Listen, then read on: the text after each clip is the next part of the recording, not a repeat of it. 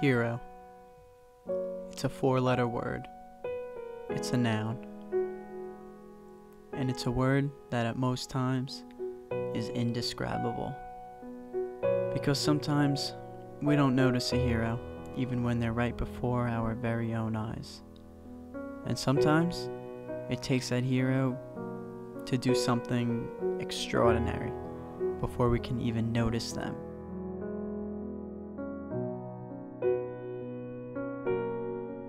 For the small town of Pequannock, New Jersey, they had a divine hero in their presence for 16 years, yet they didn't even know it. And that hero that we call so divine did something extraordinary without even knowing it himself. He unintentionally changed the lives of this small town forever.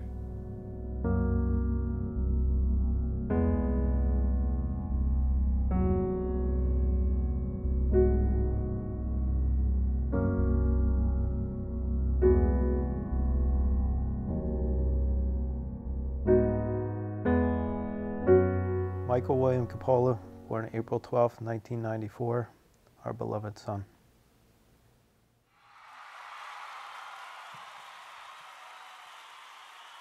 I mean, he was just the best. I mean, everything I could ask for in a person. You know, you look at him and you wish that more people could be like that. He was always just a very well-behaved kind of kid, very smart, did well in school, loved school, and just never gave anybody a hard time. And you know, whether it was the teachers or whether it was the sports he played, he was the type of kid that a coach wanted to have. We did this one drill one time, and it was basically a shooting drill. And the whole point of the drill was everyone lines up, everyone shoots on the goalie. When you make your shot on the goalie and score a goal, you step off the line. And first couple kids go, they score goals. Mike comes up, doesn't get one in. Back of the line. Kids go again, they score, they step off. Mike goes again, doesn't score a goal. And we get to a point where everyone's off the line, and here's Mike. You see him getting himself pumped up, talking to himself, here's how I'm going to fix this, and I'm not quitting, and I'm going to do this. They're cheering him on because here's Mike, and he busts his ass more than anybody else that we know on this team. And this isn't like cliche, I'm Rudy, I'm the little guy, I come out and do my... This is like legitimate, Mike Capola is going to bust his rear end because Mike Capola knows it's what he should do. And everybody else secretly knows that's what they should do, but Mike does it better than them. Michael was number 9, and he started his career as a midfielder. But last year, when we were short defensemen and I needed somebody to step up to play defense, Michael did it. So he ended up playing defense and did better than I could have ever imagined. He took to it like a fish to water.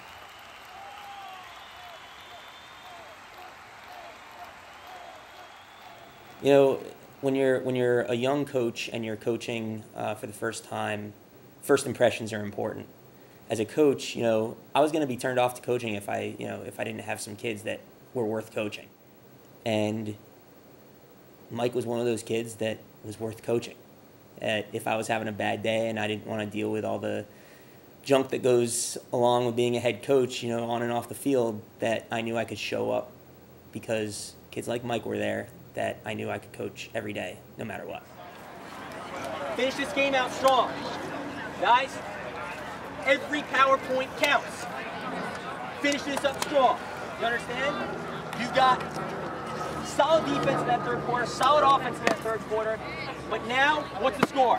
0-0. What is the score? 0-0. You've got to go out and play like it, all right? It's the last quarter, fourth quarter, 0-0. You need the next goal. Let's go. Go get it. Go. Come on, guys. Finish this off. Finish it off. Here we go. Ben's not nice. 7-8-9.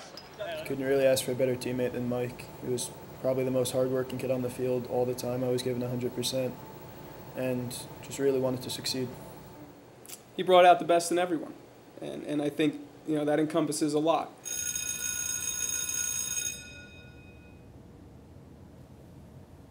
Michael was the type of student that Pequannock Township High School is all about. Hardworking, dedicated, committed, responsible, always willing to challenge himself by taking highly academic and honors level courses, And I think Michael was the type of student that, if I was still teaching, I would definitely want to have in my class because he would make me better as a teacher. You know, just a wonderful young man.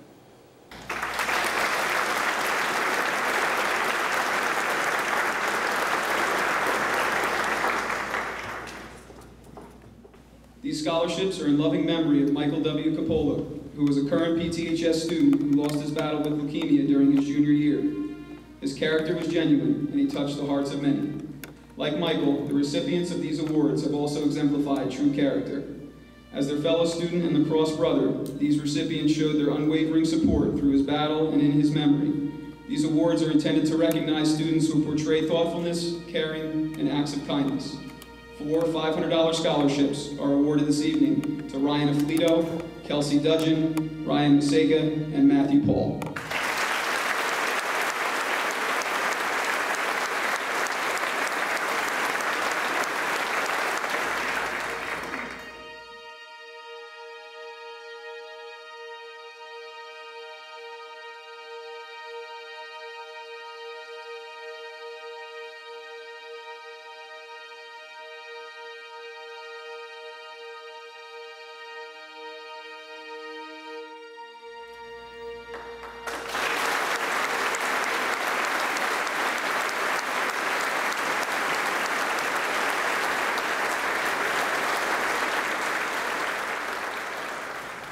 He was just such a pure soul in some ways. He never complained. He was like a perfect person. He did well in school. He was an athlete. Even though he had this horrible disease called leukemia, he never felt sorry for himself. And you could just tell he was a wonderful kid. He was just an unbelievable person. He was more than just a regular kid that you would meet. He was somebody that you wanted your own kids to be like. He was smart, kind, athletic. He was an incredibly well-rounded young man. Favorite part about Michael was just his personality. He was just such a good-natured person. Easygoing, fun to be around.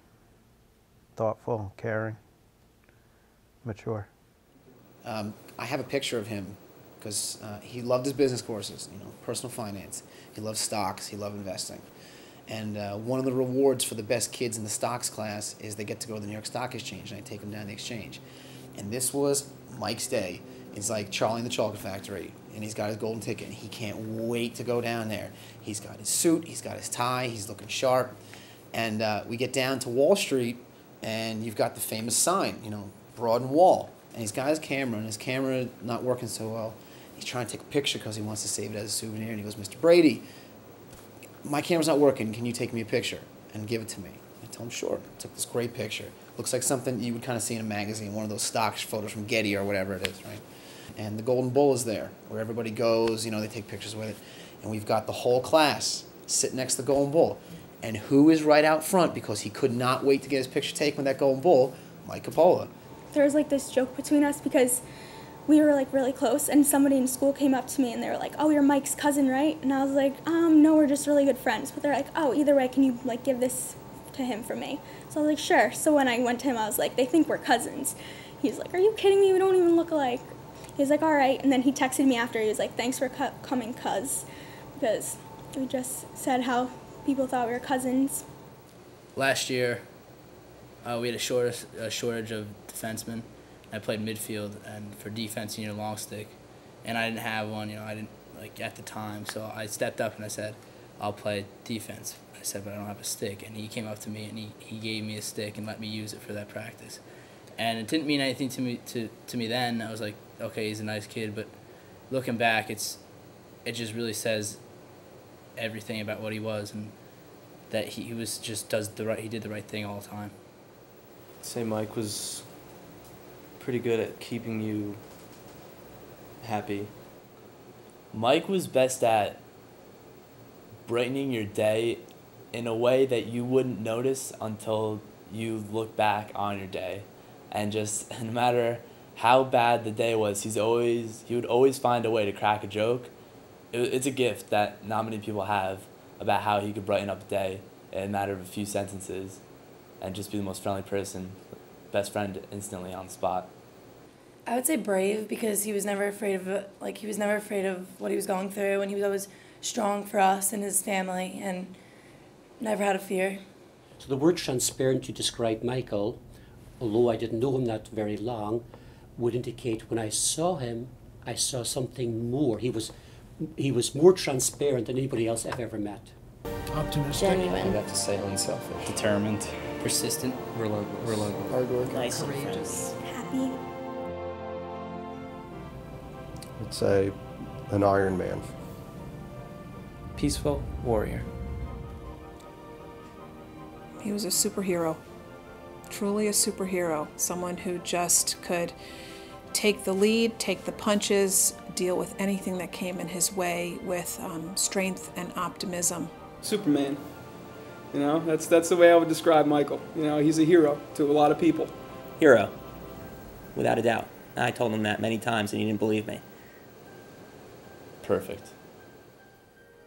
Honestly, it may sound silly, but he was perfect.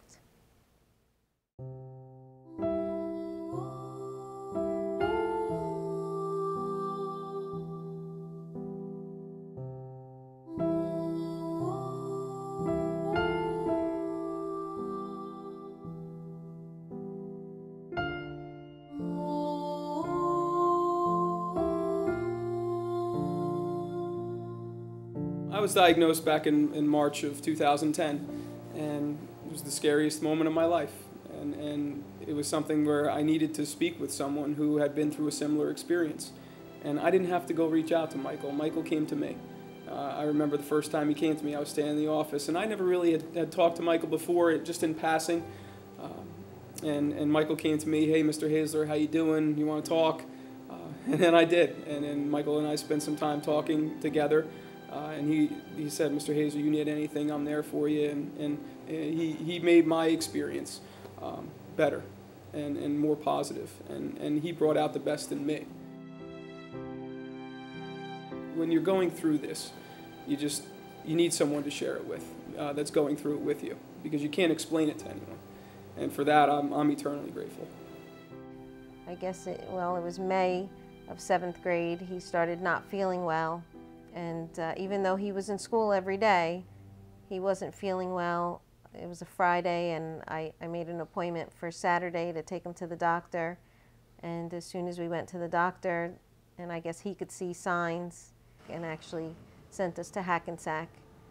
And once we were there and they did the blood work, they came back in and basically told us that he had leukemia, and that it was a very difficult type to treat.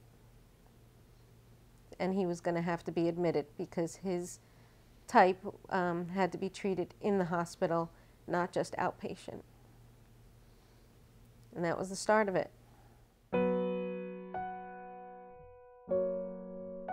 So my name's Greg Hedler.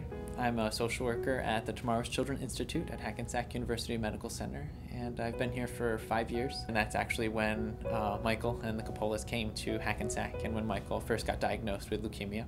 And my job here at the hospital is when a family gets diagnosed with cancer or a blood disorder, they get a social worker assigned to them. So it's my job to kind of journey with them throughout their treatment course, and wherever that treatment course takes them is kind of where I go with them. I tell the families when I first meet them, I'm going to stalk you a little bit, but it's all in a good way. I'm here to support you and to care about you and to make sure that this is as easy as it can possibly be. I'm a nurse practitioner at Hackensack University Medical Center. I've worked there for the last 11 years, and I meet patients like Michael, but not people like Michael, every single day. He was on the inpatient initially, and I work in the outpatient clinic. So I met him when he came to the outpatient clinic for his chemotherapy and his physical exams after he received his initial chemo inside. On that Saturday when he was admitted, it was something none of us knew anything about. It was, devastating to all of us, and Michael, being his nature, was very brave and said to us that I'm going to be okay. He accepted what was happening and didn't really understand it, but took a very mature stance. I first met Mike when he was about 13, if I recall correctly, and he was admitted to the hospital because he wasn't feeling well. And the blood test showed abnormalities that we were concerned was consistent with something called leukemia. So we did a test called the bone marrow, and he had leukemia, and unfortunately had something called acute myelocytic leukemia. Acute myelocytic leukemia is a little tougher to control, and so he then had to go to the ultimate step, which is something called a bone marrow transplant. In August of 2007, and they used Christopher, his middle brother, as a match, and he had a successful bone marrow transplant.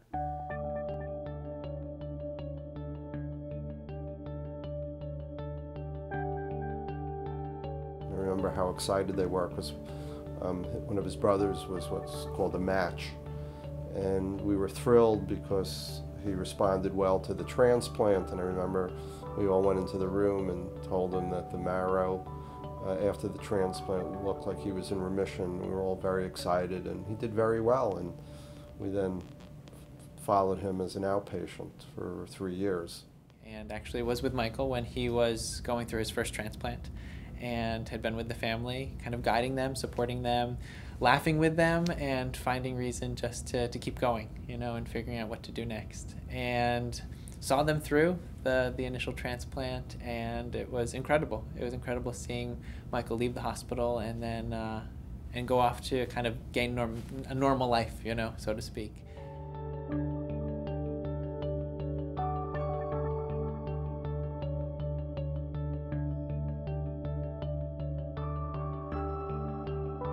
I was the principal at Pequannock Valley Middle School when Michael was first diagnosed with leukemia. And I got to know him in a whole different way because we were obviously looking to work with the hospital as best we could. And what I remember most is trying to use technology to have Michael participate in some classes or at least be able to communicate at school. And I worked with someone from the hospital there to set up a video conferencing so that Mike was able to make a connection with the kids in his class and with the school. Of course, as a regular chemo type patient, he lost all his hair, but even though he missed half of 8th grade, when he came back to school, he really built himself back up. I mean, he's gained weight, his hair started coming back, he started preparing himself to be able to play football in the fall. He went on to make a full recovery, graduated 8th grade, and went on to freshman year at the high school. He played freshman football for Pequannock Township. Had a good, healthy freshman year, sophomore year.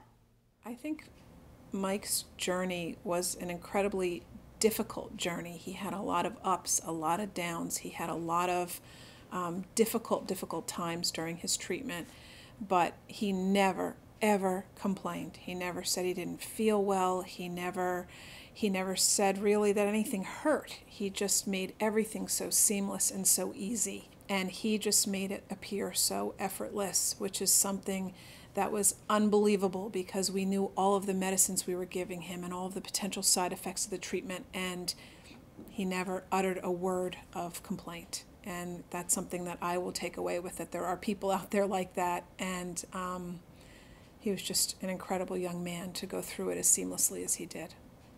When I went to visit him, he still had that bright glow, and he was smiling from ear to ear, and he was talkative, and we asked him what he wanted us, like what he liked, like cookies or brownies or whatever, and he said he liked sugar cookies, and we watched him eat the entire box, the entire Tupperware of sugar cookies that we made for him, one after the other, and I do believe that we asked him at one point if he was scared, because he didn't seem scared, he didn't seem nervous, and he said he wasn't scared because he'd been through it before and he knew where he was at. I remember his mother called me up one day and said, "Michael wants to see you." And I said, "Why?" He said, "He thinks there's something wrong." And she said, "I don't think there's anything wrong with him, but he was nervous because we were extending the visits." And I said to her, "Well, I don't think there's anything wrong either, but if Michael wants to be seen, then we should see him." And what happened was his blood work was abnormal again.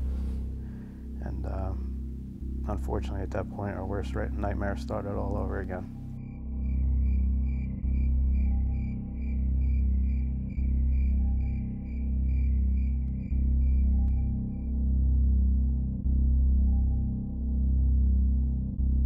The doctors had actually said that if he would have made it 2 years past the transplant, he was basically good to go. So we really started putting all this behind us because before he relapsed, he was actually at his 3rd year past transplant. And it's very hard to tell someone they have leukemia, but it's much harder to tell them leukemia's come back.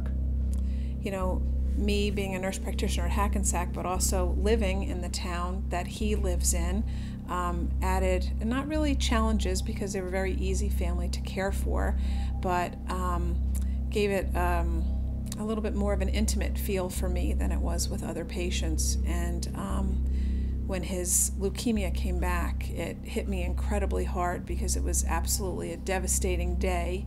And it was just devastating to think that he was going to have to go through everything again. And they understood that this was not good because if it didn't work the first time, why should it work the second time?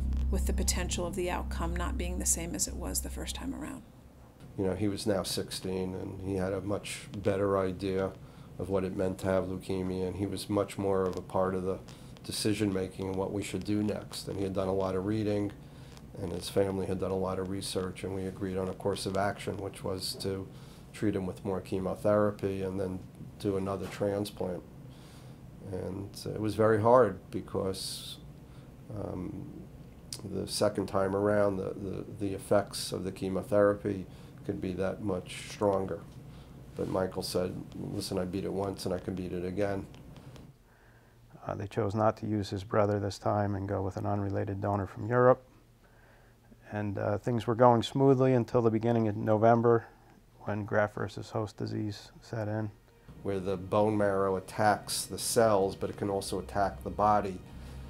But we thought the best chance of curing him was to do this unrelated donor, so we used the unrelated donor. I remember when we were waiting for his second transplant to come, it was at midnight, and I had come back to the hospital that night, and it was us just sitting around waiting and being together. And I think that's a really special part of the relationship that I get to have with our families. This journey is very real, and to be with them in that reality and to sit with them in it is the real power of the work that I get to do with families. I get to meet them where they're at, and they were very open to that. The Coppolas are very special people that allowed me to be with them. That was a privilege. He was like more optimistic. He's like, I'm getting better, the infection's going away. And I like truly believe that.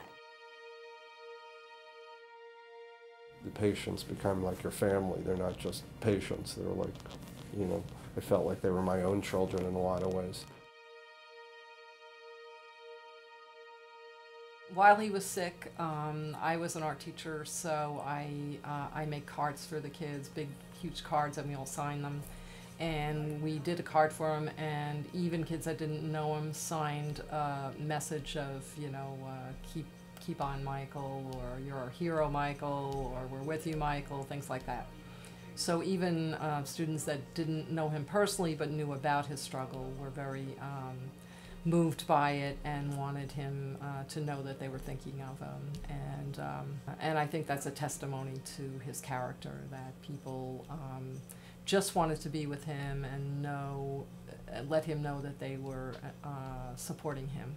He fought with all his heart, and as did the family right by his side, and he did it with such grace. And he always wanted to make sure everybody was taken care of. He wanted to make sure that it came across as though he cared. And even though he was the patient, he made us all feel very special. And I think that made him very special indeed. I just remember whenever we go see him, he'd always just have like a smile on his face no matter what. I was gonna say the same thing. And just ask us how you're doing and just want to make sure you were okay before he even thought about himself. You know I got it. You know I got what you need. And if I know what you want. The last time I saw him, was probably around Christmas time. I went over and I brought a huge box of Chains of Hope, and our bio class had collected money for him, and then me and some of my friends went to the mall on a shopping spree for him, and we got him all back to school clothes because when we had gone, we were really banking on him coming back, because he even got the note from the doctor that said, "You'll be back tomorrow." So we wrapped up all the clothes in the boxes for a Christmas present, and I brought him over, and he was, looking at him, you knew that he was really sick, but it still didn't hit me that he was that sick. He was on life support with his organs starting to shut down. So they basically told us that we really didn't have a choice but to basically pull the plug and take him off of life support so he could just pass away in peace.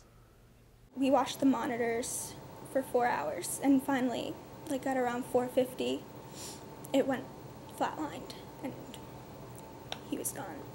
And then at the end of my day, I was ready to go home, and I said, I just can't. I went back up to the intensive care unit, saw Michael again after he had passed, and saw a lot of people that I knew from town. Spent a lot of time with the family and did my best to just console people and talk to people. And, in those times, it's very valuable for me because I learn about another side of a person who's more than just a patient. I learned about the kid that he was, the young man he was. I learned, what everyone else thought of him, and it's very valuable. When it happened, it didn't really hit me until I came in the next day, and I knew that basically this is something we're all going to have to deal with. And you have the kids in the school who know Mike. Like I had Ryan Birkenbush in my first period class. Birkenbush been playing lacrosse for 4 years. He played lacrosse with Mike. I got Ryan Sikowski in first period class. Sikowski had played lacrosse with Mike. I had a lot of people in the class who were juniors who basically would have been here with Mike this year. And you come in and everyone can't make eye contact with me. And I remember telling the kids, I said, honestly, we're going to talk about this realistically. You've probably heard what happened to Mike. I taught Mike. I coached Mike. I absolutely love Mike. And if I don't sit here and teach you guys today, I'm not going to get through today. So a lot of them kind of looked up. A lot of them kind of looked at me, and they realized that it bothered me, and it was affecting me to a certain degree along the same lines, or maybe parallel lines as it was them. It's hard to describe because Michael was sort of close to death's door so many times that when it eventually came, it wasn't like a big surprise. It was expected. So I say, thank you, Lord, for bringing Michael home. So there was like a mixture of feelings of sorrow, disappointment, and then ultimately joy. Well, we now have another saint in heaven.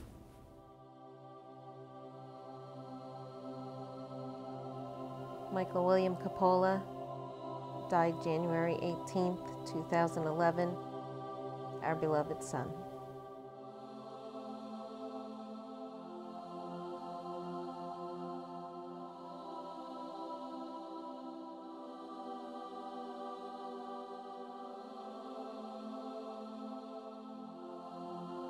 God really does help us more than we would ever know.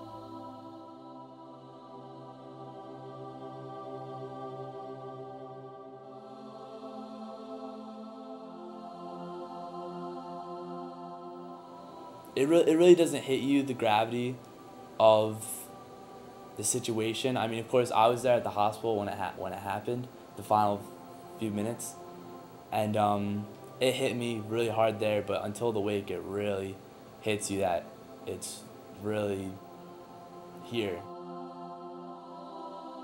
Even though the wake hadn't been going on long, the line was wrapping around the parking lot, and when you got inside, it was like the side door of the church. When you got inside, it snaked around the entire front of the church. When I went there, I knew that there was going to be tons of people there, and I knew that the line was going to be long, but I never expected it to be as long as it was. And I showed up there right when it began, and there was already a line out the church doors, and I stayed at the wake until it was over, and the line just never ended. It was incredible. It was amazing to see how many people he'd touched and how many people he had an impact on. And that's what I kept thinking about when I was standing on line, was this is how many lives this one person has touched. This is how many lives are potentially transformed by this one person. And just to be witness to that, I could have stayed online for hours just because of the power of people that are touched and moved. It was like cattle, like how many people were showing up just like in rows, and like easily hundreds and hundreds of people. There was hundreds and hundreds of people there. I think it was something like over 2,000 people. At least 2,000, if not more. And then the casket arrived. And that's when it kind of hit you that this was all really happening. My players were there. I think the wake was from 4 to 8, and they were there at 4 o'clock, and they're well past 8. That was something in itself. And, you know, I saw a lot of tears from my players, and it was humbling, to say the least, to know all the pain that was going through my players and knowing I couldn't do anything about it. It was a very helpless feeling. But what was amazing was their ability to bounce back, too. I mean, there were so many tears that wake, and I saw them huddle around Michael's casket and share that moment together. But then we went out to the diner afterwards, and they were laughing and joking and making stories about Mike and being kids again. And I remember envying that very, very much, that they could just, you know, flip a switch like that. And that's kind of when I knew that the guys would be all right. When I got to the front of it, to his casket, it was hard. It was hard seeing your best friend in a casket and seeing his parents and hearing like tell me how much that I meant to him and what a great friend I was. It was hard. And personally, I went up and I paid my respects, but I chose not to physically look at him because I didn't want to see how much stress and how much pain he went through, and I wanted to remember him as a kid with the glowing smile and the bright skin tone that I knew him as.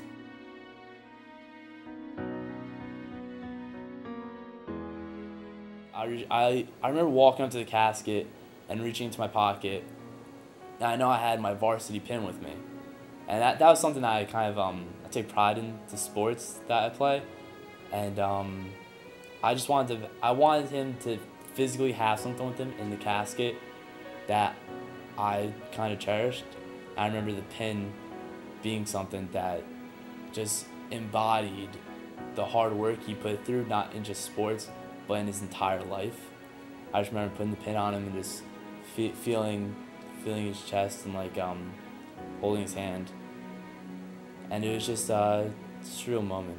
To be quite honest, I don't think Michael even realized how many friends he really had, and how many people really cared about him, because at the wake, when we had seen, they had estimated over 2,000 people at his wake. I mean, that says it all. I mean, there's people that live a lifetime and never have that many people show up at their wake. And, you know, this kid at 16 years old, I mean, he had people there that I've never seen before. But somehow he touched them. One way or another, he touched them. And they wanted to be there to give their respects. And, I mean, that says a lot for a 16-year-old kid.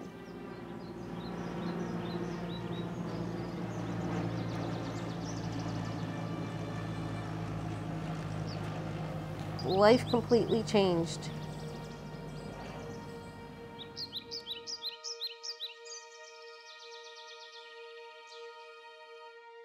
It's very hard going from a family of 5 to a family of 4. From every aspect in your life. I mean, from setting the kitchen table to doing the food shopping, knowing that he liked certain things to eat. You know, everything that you plan now is for just 4. It's hard.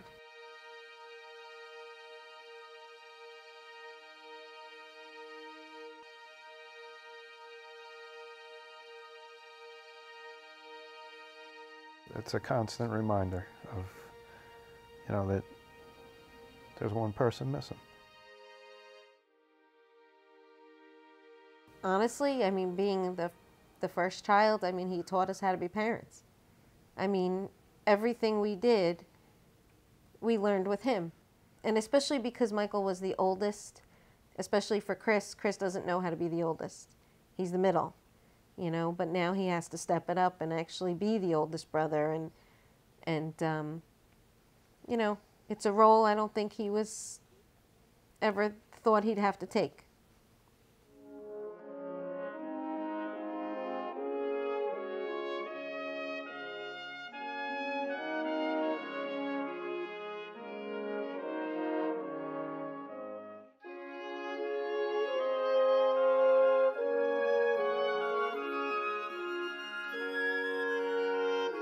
The kids, they're such a unit. They are together. I wish I could take more credit for how well that they've played in honor of their friends this season, but I can't. I mean, they've kind of just done it themselves. They've hung together as a solid group, and they decided that they wanted to do this, and it's something special. It really is. When we played that game against Morris Catholic, and it was Michael's tribute game, I've never seen us play better. And there's something to that. And, sometimes when things are getting down and somebody says, hey, we got to do this for Mike, everything just changes. And it's nothing that I'm doing. It's all internal from them, and they're doing the job. It's fantastic. One thing we always do is we bring his jersey out, and we bring that out to the captain circle and he's a captain with us. And we just hang that out on the sideline, know that he's with us no matter what. We always say a poem that our coach wrote about Mike before every game. Before we play this game, let's remember our friend. Let's remember that there are many people in this world who would love to have the privilege to be on this field today and play, but can't. And so let's not waste our privilege. Let's not waste it by making sure that we leave everything out on the field today, and honor our friends by playing with the character that reminds us of the people that we lost. And for that privilege and that honor, it's time to lax.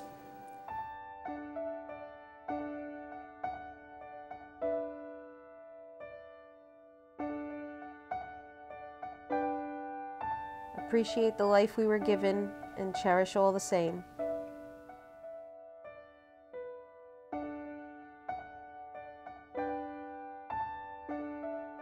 Well, before the games, we just try to get there as much as we can and just spend some time with Mike.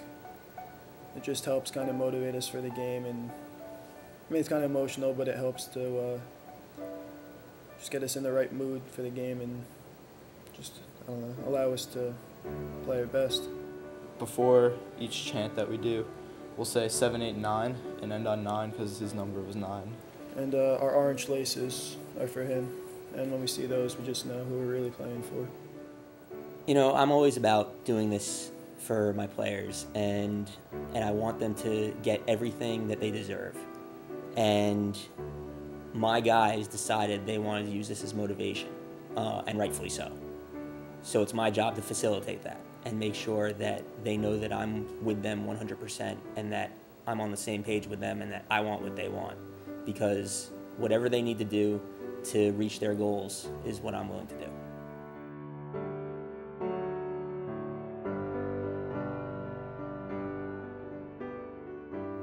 Yeah, the team, it's like we have a new attitude. We have something to play for this year. It's not like anything like going out playing. We had something to strive for and something serious to play for. Mike was an amazing teammate to all of us, and it's hard. It was an emotional roller coaster for a lot of us with him passing away, but he's still around us. He's definitely still with us.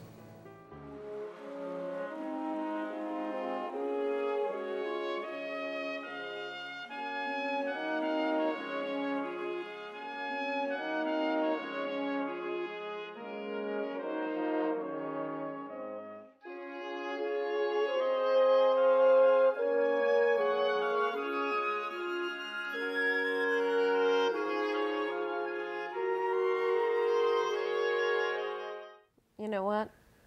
Every day, Michael comes to my mind. There's not a day that goes by that I don't think of him. There's not a day that goes by that I don't think of him 20, 30 times a day. Right. Mention his name 10 times a day. Talk about things he did in the past and, you know, experiences he had. And, you know, talk to his brothers about it and talk to our friends about it. And it's a way to just keep his memory alive and help you get through it.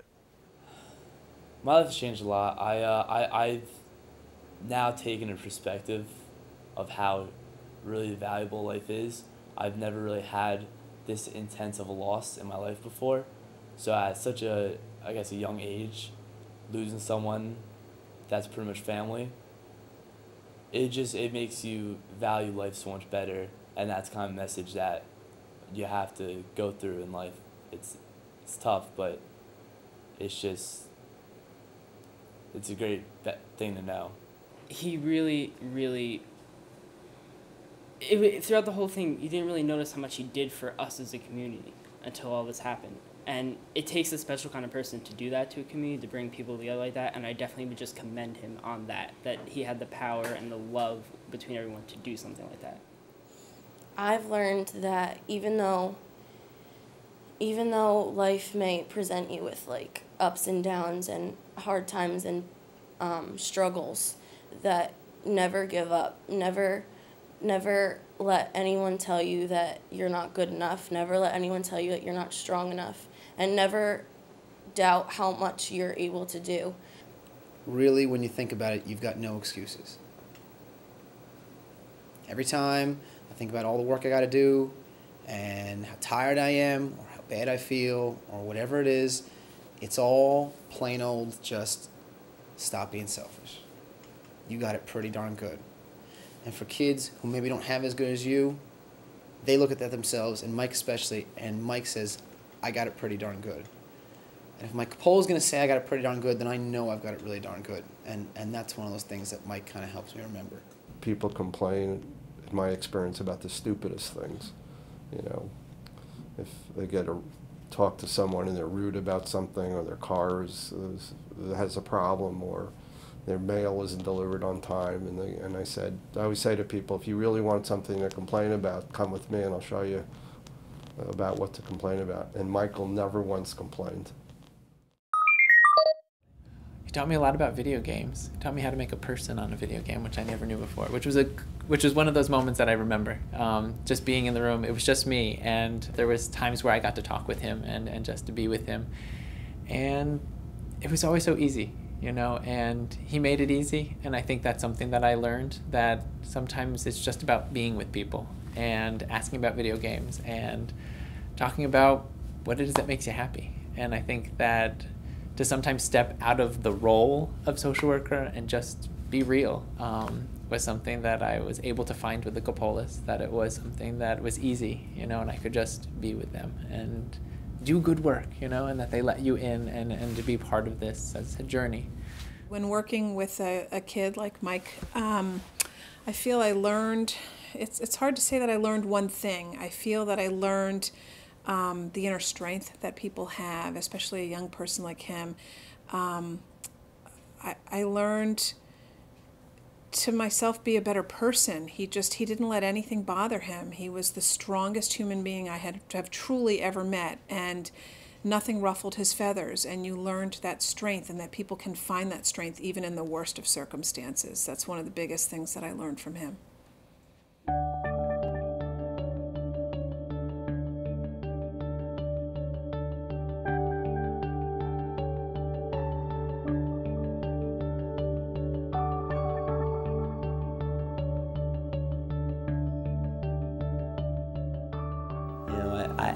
I hope that in the end he understood what he meant to so many people. I think, you know, Michael's passion for who he was as a person, and you know, will continue to live on here in the high school through the lacrosse program, with his friends in his classes, with his teachers.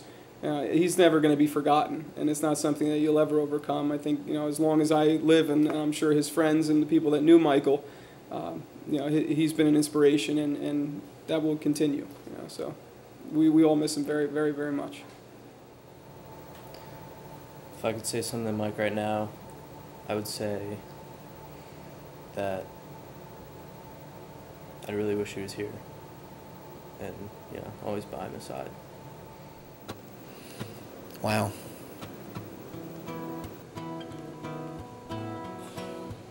I just tell him how he's changed so many lives for the better and how he is so missed that it's tough to come to words with how much he's missed.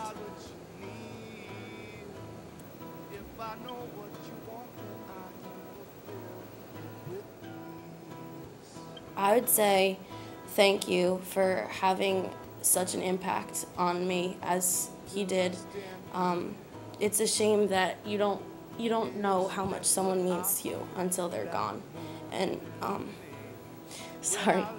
I would just say thank you for inspiring me to live my life to the fullest, because you can't ever take anything for granted.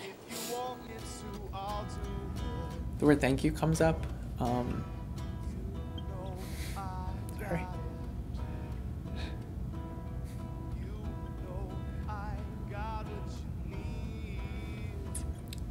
It's always a privilege to do the work that I am able to do with families, and I always come back to that.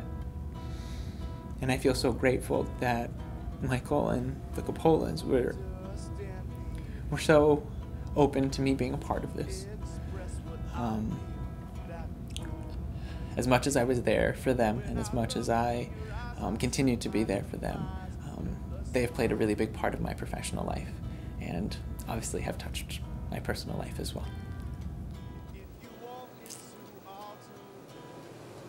I would say, Mike, miss you. Sorry. Should have spent some more time together, but got cut short.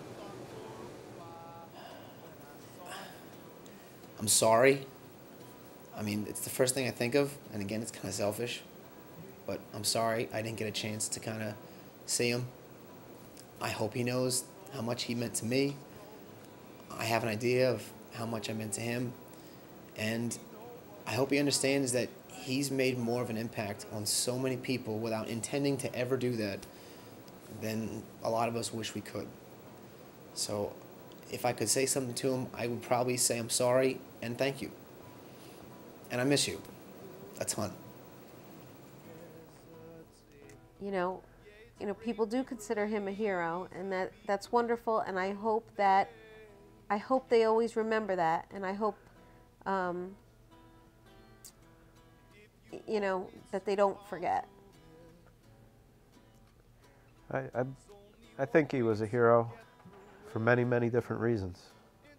But for the biggest thing was for just being himself. Mike will always be in our lives. Just anything I'm doing in life, I'm pushing myself a step further because of Mike, because of how he showed this town and this community what it really means to persevere through something. And I always appreciate that, Mike, for the rest of my life. I love you. Hero. It's a 4-letter word. It's a noun. And it's a word that sometimes is a complete understatement. It means a person of extraordinary strength who has performed a noble act. Michael William Coppola was a hero, but even that word doesn't fully describe him. He was a hero without ever intending to be. A hero that the small town of Pequannock would never forget. Never forget. Never forget. Never forget. Never forget.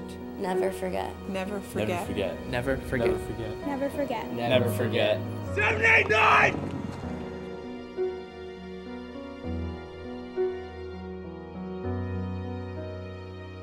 Never forget.